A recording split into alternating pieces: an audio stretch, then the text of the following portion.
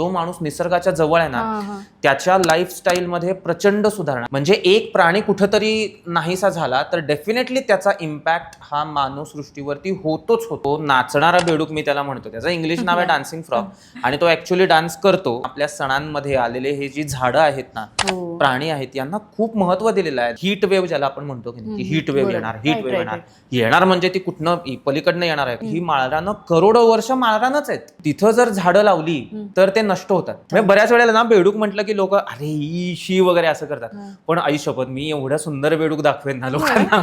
खूप सुंदर असतं. कारण उत्क्रांतीमध्ये सगळ्यात महत्वाचं असतं की या भागातले जीन्स दुसऱ्या भागामध्ये जाणं. तो पाण्यामध्ये श्वास घेऊ शकतो, त्वचेवाटे श्वास घेऊ शकतो, नाकावाटे श्वास घेऊ शकतो, बकल कॅव्हिटी म्हणजे तोंडावाटे श्वास घेऊ शकतो, तो शरीराच्या कुठल्याही भागात तो श्वास घेऊ शकतो. की जे मोबाईल टॉवर्स आहेत त्याच्यामुळे चिमण्यांचं प्रमाण खूप कमी झालंय. गावात जावा चिमण्या भरपूर आहेत. अगदी मोबाईल टॉवर असेल तर त्याच्या खाली चिमण्या असतात, तिथंच ते घरटे बांधतात. मोबाईल टॉवरच्या इकडे तिकडे सुद्धा घरटे बांधतात, काही नाही. तेव्हा आपण तिथं लाईट पोल्युशन करतो, अगदी मिनिमल टॉर्च सुद्धा वगैरे. काजवे राहत नाहीत तिथं पुढच्या सीझन मध्ये. कोकणातलं जे सदाहरित जंगल होतं ते बदलत हळूहळू आता पानझडीचं जंगल व्हायला लागलंय. जे कुठलं लहान पोरग दिसेल त्याला पकडा आणि निसर्ग शिकवा.